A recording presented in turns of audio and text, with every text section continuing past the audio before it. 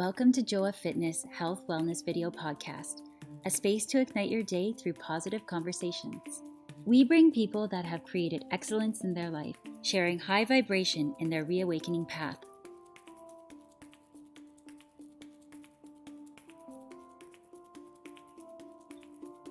Hello, my friends.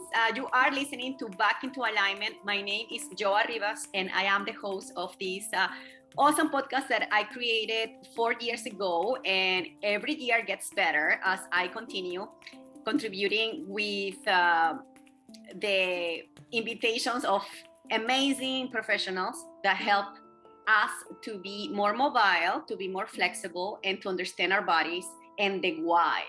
I actually started with this because I had scoliosis, and this is the main reason that I've been teaching and educating people of how to find health, starting with the spine and with your breath.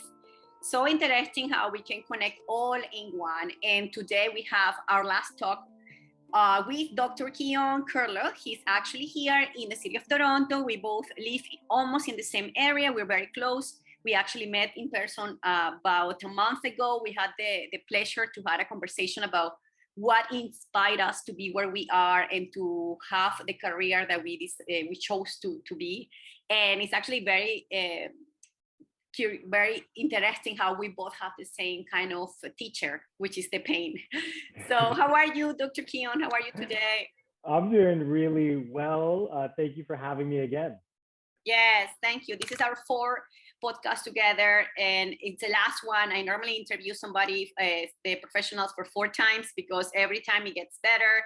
We get to know who they are. We get to learn what they do in the communities, and I also get to learn so much about our bodies. We actually have been talking about the connection between our feet, our knee, and our hip, and specifically with Achilles tendon. And we also talk about the knee injuries around that. And today we actually want to be talking about the calf, which is something that sometimes we neglect and we forget. And why not to talk about something that gives us so much support when we actually walking and running. And sometimes we get so much tightness around this area. So basically that's what we're going to be talking today. If you are listening for the first time to this podcast and you're actually struggling with some type of calf pain or even shin right in the front, then maybe this is the talk for you. Or maybe you have a friend that has an injury on the calf. Well, maybe you could share this podcast with them. First of all, before we start, I wanted to just give a little bit of a bio, an introduction about who is Dr. Keon. Very briefly, I can just say that he was an athlete when he was very young. And now he's still with this spirit of becoming part of a team. He actually developed a team, but not a team of soccer players, but a team of professionals in healthcare. We're talking about physiotherapists, chiropractors in our area. So you see, you always can do what you love to do in a different way. So he has a team of professionals that work together, supporting our community, especially for mobility and for our body, physical body.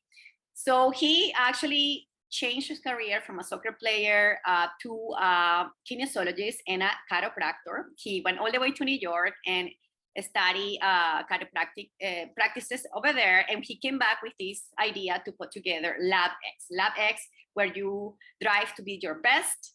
It's a beautiful location right on Liberty Village in Toronto. If you are in Toronto, we are welcome you to come and visit us there. And he has about 6. How many practitioners do you have now? About six.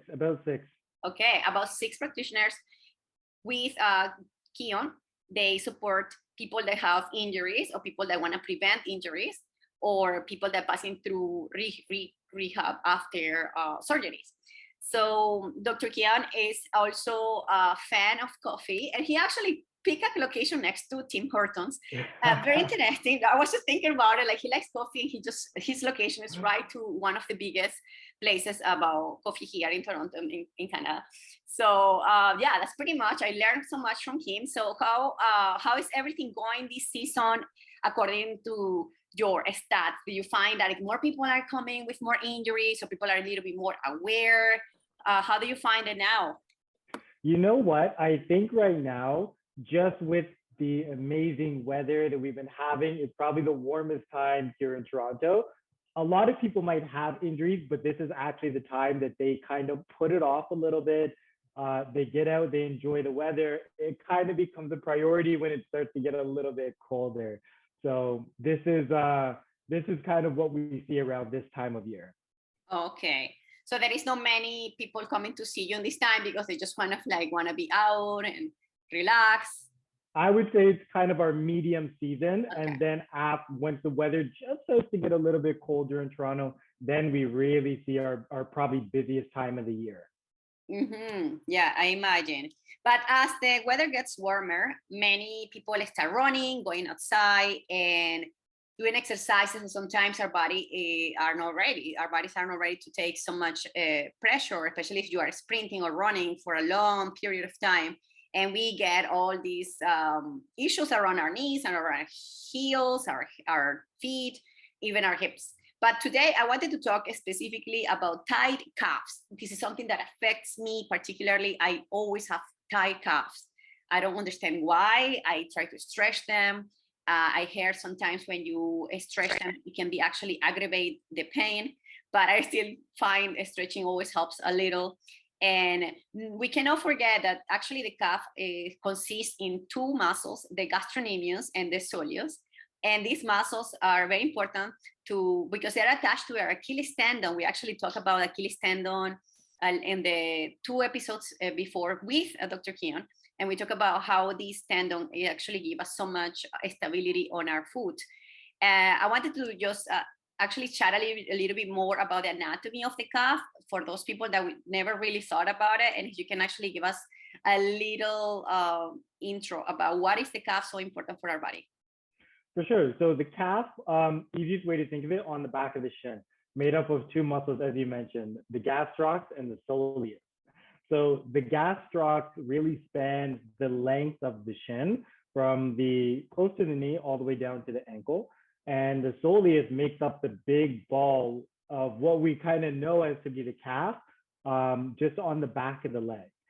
They both merge and blend into a tendon called the Achilles tendon. Now, that's the anatomy, but I love to talk about the function because every muscle in the body has a function. So primarily the calf, what we know it to do is to actually bend the ankle, so to move it up and down, but it also has other functions. It functions with stability.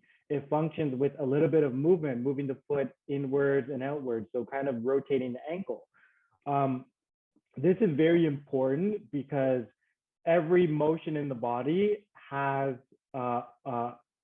something that we can associate it with. So for example, running, jumping, or even walking. So when we look at the motion of something like going out for a jog because the weather is warm, there's going to be other muscles associated within the foot and even within the calf, around the calf, that are going to be used in order to accomplish these day-to-day movements. And those are also, from a clinical point of view, very important to assess as well. Mm-hmm, mm-hmm. And for the calf, for those people that are feeling actually tightness around the calf muscles, what should we do to loosen them up? So I like to break it into two. So Okay. We have symptom and then we have cause, right?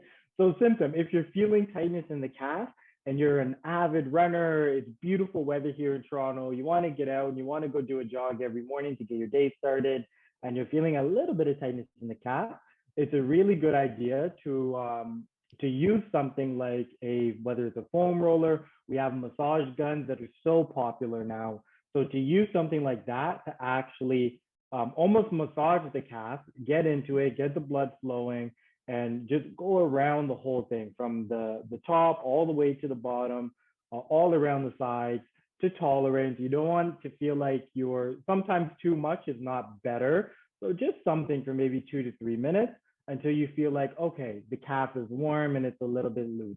That's treating symptom though. Stretching could also be put in that category. Some people might find better response with stretching. Some people might want to use the vibration. Some people might want to maybe even just use their hand and get in and kind of massage it to warm it up. But when we look at cause, it gets a little bit more complex because then we have to ask ourselves the key question: why is the calf tightening up when I'm running? Is there another muscle that's too short? Is there another muscle that is too weak, doesn't have enough endurance, and that's causing the calf to work more? So that takes a little bit more of an assessment. Mm-hmm. So the main causes that I was researching about the thigh calf are overuse, underuse, or simple muscle tears. Those are the top three. Now, I believe because we're constantly standing, especially if those people that are actually working standing, the calf will be constantly activated. For the woman listening to this podcast, I will suggest you to come back into a year ago when I interviewed Dr. Andy Bryant. We talk about minimalistic shoes, why to use minimalistic shoes for most of our activities, and why to be barefoot is so important. And I know I'm from Venezuela. I love to use high heels because my calf looks fabulous. But at the same time, I totally feel how that decompensates my body, because by going on high heels, I'm activating my calf. Like calf looks fabulous, yes, but it really puts so much pressure. Imagine being on high heels for 2-3 hours dancing, and it's 2-3 hours activating the muscle nonstop. So that definitely can create an overuse of the muscle. And for those people that are actually sitting for many hours, the calf is off completely. It's not even activated. So then how can we be in the middle? That will be the question for me. Like, how can we actually be active but not so much active? How? Yeah, so there's a lot of little tips and tricks, and I don't know if there's a perfect answer for it. I'm going to use many different scenarios. Let's say a person, even for like maybe their profession, they have to wear heels, or they have to be in a shoe that is not the most ideal shoe. It's not a minimalistic shoe. I just look at it very black and white. That person is going to have to do more work on the rehab side in terms of stretching, using the massage gun, and even doing certain types of activities like strengthening the surrounding muscles around the calf in order to alleviate pressure off of it when you're on the heel. So sometimes the world isn't perfect. You kind of have to be in heels. Maybe certain men have to be in dress shoes for what they do for work. But just like an athlete, you play a certain amount of games in a week, you're going to have to do a certain amount of rehab to balance out the body to make sure it's not going to turn into an injury. But for all the other people who may not be in those extreme situations, a nice little kind of cheat sheet to find a good middle ground is to actually start strengthening a lot of the muscles around the calf and in the foot, getting into your bare feet and starting to utilize those muscles so you're alleviating the pressure off of the calf. The calf has to do less work because all the muscles around it are a little bit stronger. Mm-hmm. So activating the joints around it. And then you also commented about strengthening. So we must strengthen and stretch. So both is important to create the balance. For strengthen, I love to do calf raises, which is as simple as lifting your heels off the floor. You can do it right on the flat surface, or you can go to a stair and then just go a little deeper, get a little deeper stretch. I teach yoga since 2010. I'm a yin yoga teacher, and I love the stretches for the calf. When I do hamstring stretch, I get my flexion on my heel and I can totally feel my calf, but it's never enough. It's always tight. I'm also a Thai massage therapist, and I decompress my calf with my elbow. So I press my elbow right on my calf. Again, it's so painful. When I get a massage and the massage therapist goes into my calf, I close my eyes, I bite the pillow. So painful. I said, ouch, always. I don't know what's happening. I wish I know the way to tenderize, to loose up that tightness, but still haven't found the solution. Perhaps I'm going to start doing more of the Theragun. I do have a Theragun, but I don't use it as much on the plant of my feet. So far as everybody has been following me, they know that I'm using toe spacers. Many people have actually started using toe spacers because they see that I'm being kind of use it for about 2 hours a day. So my toes are separate enough. I also use 5-toe socks. I actually put away all my regular socks and I only use 5-toe socks. So every toe has mobility when I'm using shoes. And I also actually I donated all my shoes except the minimalistic shoes, which was only one. So I have no shoes in this moment. I have to buy new shoes. I realized minimalistic shoes are really expensive. So I'm looking for the sponsors. No, I'm kidding. But no, for real, they're really expensive, but I guess there are because they're actually created for our functionality, you know, for fashion. So that's actually really interesting. Now, the last question related to the calf tightness is related to how often should we do, like if you could tell us an amount of time or frequency, how can we actually incorporate this habit, especially now in summer? Like what should we do to prevent injuries or to prevent tight calves? I go with daily. I would encourage a person to do it daily. Okay. I think if you're incorporating certain, and I'm just going to throw out exercises to really paint the picture. Let's say you're doing a lot of single leg balancing, or even if you're doing calf raises, very slow, controlled, barefoot, trying to really create that mind-body connection where you're activating the toes, you're really aware of your movement, you're not shifting your body weight. All of these things are, you're training your movement. So for me, it can be done every single day because there's always going to be, even for myself, what I do, there's going to be a time of the day when I'm tossing on a pair of dress shoes, or I'm going to be just even walking around in shoes. It might not be minimalistic, and I'm not going to be doing the most healthiest thing for my calf, and I'm not going to be doing the most healthiest of activities for my foot. So really, if we can create like a 10-minute routine of being very mind-body connection, to actually using the foot, activating the calf and all the surrounding muscles, really controlling the movement, single leg balance, calf raises. This 10-minute routine can be done on a daily basis. And this is really the key to prevention. Mm-hmm.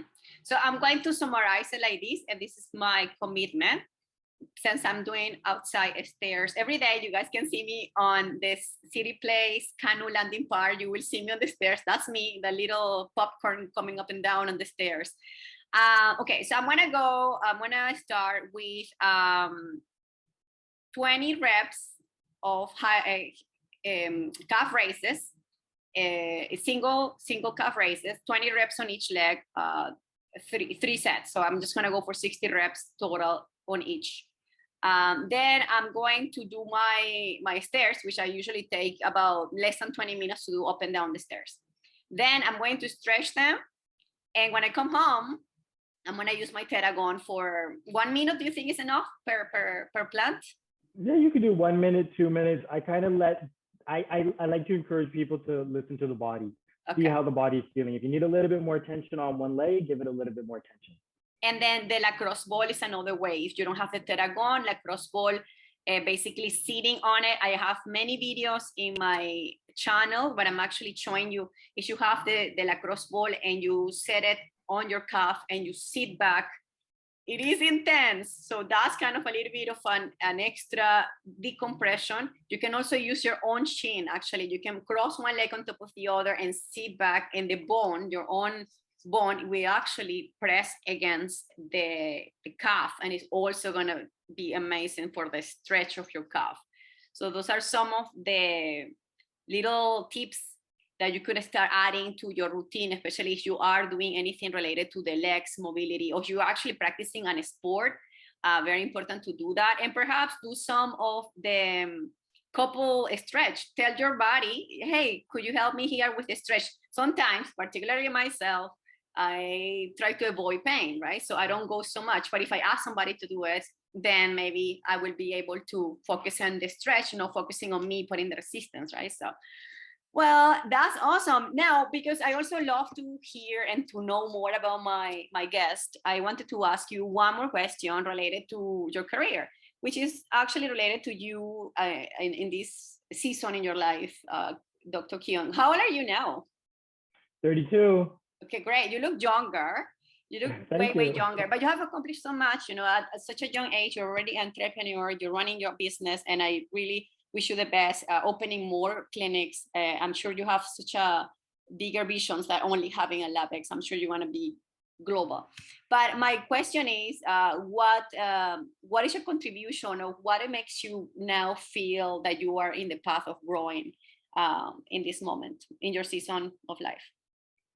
Yeah, I think I try not to keep it a season. I try and keep it on the top of my mind all the time, and I try and make it almost a daily or even a monthly contribution to do certain things, like be involved in the community and just be involved around people who are just doing greater things beyond just accomplishing, like, let's say, like a career goal. So even if it's some type of community initiative, how can we give back to the community? How can we get involved with certain things like a run club? How can we give back to even like a charity? I try and make that almost like a monthly goal of not just how do we grow professionally, but how do we grow this other vertical as well on just kind of giving back, because I feel like that's very synergistic. And for me, I find that just helps me grow as a person, not just throughout this season, but even on like a monthly basis. So at the end of the year, when I look back, I can say that I didn't just accomplish this professionally, I also accomplished this just with community and other areas of life. Yes. Now, any particular goal that you have a specific for this year, so you actually can share to people and maybe we can join you? I don't have any particular one off the top of my head. I know coming into Christmas time, I'm going to be involved with doing some type of clothing drive. And I know there's going to be some type of food drive that I'm going to get involved in as well.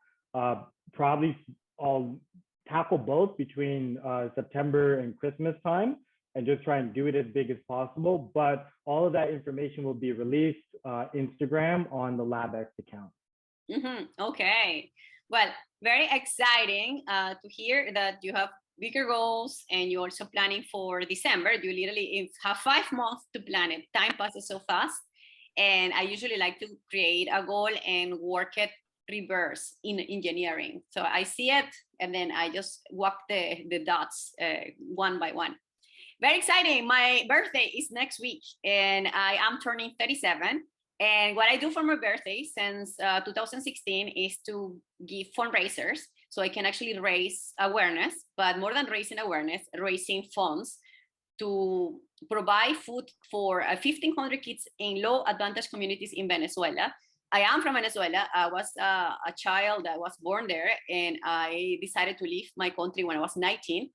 And having this opportunity to live abroad has opened my eyes and has given me the opportunity to also help my homeland. So I will welcome you on July 31st on the Coronation Park, which is right in front of the lake by the Ontario Place, to come to a yoga class. Basically, a yoga class is just a gathering to mingle together. But beyond being together, it's about sharing a little bit of our abundance to these kids in Venezuela. They have, let me tell you one thing, there are 50% of malnutrition in my country, or especially on kids, and especially these kids have no food. Back in the day, I used to support them with shoes and with materials for the scholar year. But in this moment, what is more alarming is food. So we only buy normally eggs, plantains and rice. That's the 3 main elements that we can find. And one of the main issues is to deliver food to my country because it's actually been blocked for over 20 years. The same like Russia is blocked, Venezuela has been blocked for over 20 years, which is affecting a lot of the importation of products. So with all these challenges, I still see lights at the end of the tunnel.